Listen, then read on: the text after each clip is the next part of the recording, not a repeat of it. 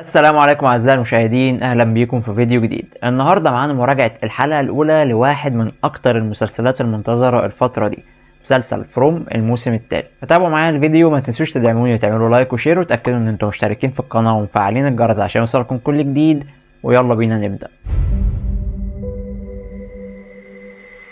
مسلسل فروم بيقدم شيء جميل جدا ونادرا ما تلاقيه في عالم المسلسلات. بيقدم غموض وحاجات كتيرة موجودة بدون توضيح، وآلاف الأسئلة بتبقى موجودة في دماغك اللي المسلسل مش بيجاوب عليها، ولكنه قادر بطريقة سرد قصته وأحداثه إن هو يفضل شادد انتباهك ويخليك مركز معاه للآخر. فهو ناجح إن هو يقدم لك عنصر المتعة بشكل كويس جدا والحفاظ على مستوى الغموض بتاعه دون أي تأثر. يعني مثلا نهاية الموسم الثاني شفنا ان تابيسا قدرت ان هي توصل للبرج علشان تطلع تلاقي الطفل اللي بقى لابس ابيض ده موجود، وبيقول لها معلش هي دي الطريقة الوحيدة. بيزقها بتقع من فوق البرج، بتلاقي نفسها ان هي خرجت بره المكان ورجعت للعالم الطبيعي اللي كانت عايشة فيه الاول، عشان ده يفتح باب لآلاف الاسئلة والنظريات اللي تم طرحها في الفترة الاخيرة.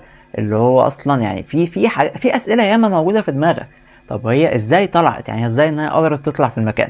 هل اللي بيطلع فوق المنارة دي ويترمي من فوق هو بيخرج ساعتها؟ هل اللي ممكن يطلع وينط من فوق هيلاقي نفسه بره؟ هل اللي بيموت بطريقة غير ان هو يتقتل من الكائنات دي بيرجع العالم الطبيعي؟ وهكذا. ممكن اقعد من هنا لساعة قدام بقى اتكلم بس في جزئية واحدة من القصة. الوضع بالنسبة لي مع اي مسلسل تاني كنت هتضايق، اللي هو يا عم انت عمال تديني بغموض ومش بتجاوب عليه. طب يعني انا مش انا عايز غموض وعايز اجابات.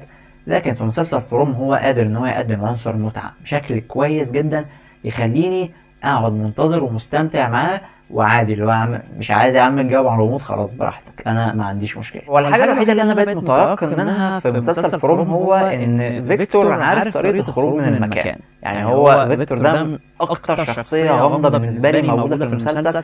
شخص عاش حياته كلها في المكان ده تقريبا. اصلا هما ما جابوش هو جه المكان ازاي. يعني معظم الناس اتكلموا عنه جابوا هو يعني جم المكان ازاي الا فيكتور. ففيكتور اصلا يعني ممكن يطلع هو مؤسس المكان في الاخر. فانا بقيت متيقن مليون في المية ان هو عارف طريقة الخروج، ولكن هو بقى ما بيعملش حاجة ليه. مش عارف، ده اللي انا اعرفه. ولكن انا متأكد ممكن يطلع غلط عادي، ممكن اكون متوهم، يعني ما فيش مشكلة.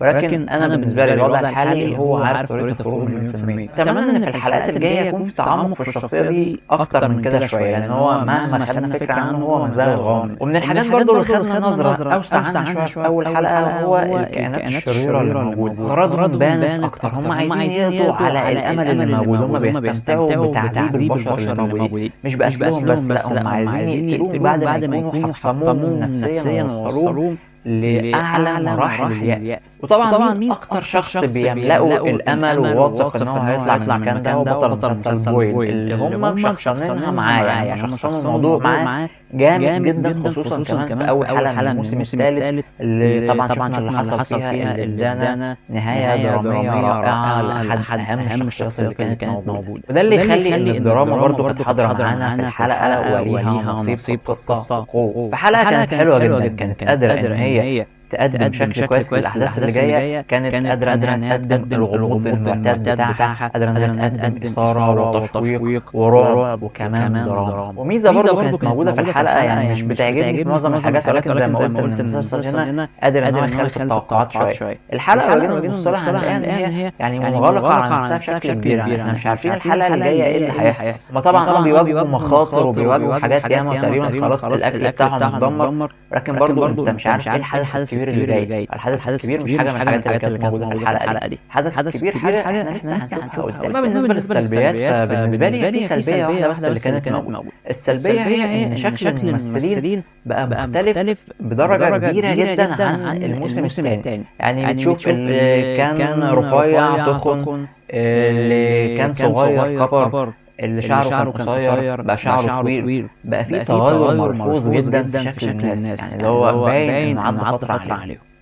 طبعا هي دي حاجة مش بإيديهم، يعني ما هو فرق طبعا تصوير ممكن يبقى سنة أو كده، فالطبيعي إنه يحصل تغيرات. ولكن هو بالنسبة لي لا، أنا حسيت إن يعني مش قادر أدوس معاهم في الجو على طول، لأن هم شكلهم متغير. شكلهم إن عدى فترة زمنية وفترة زمنية كبيرة كمان عن أحداث الموسم الثاني. ولكن ما علينا، مش دي السلبية المنفرة يعني، أو الحاجة اللي تخلي المسلسل يبقى وحش. لا، هي حاجة مالهاش أي علاقة بالأحداث.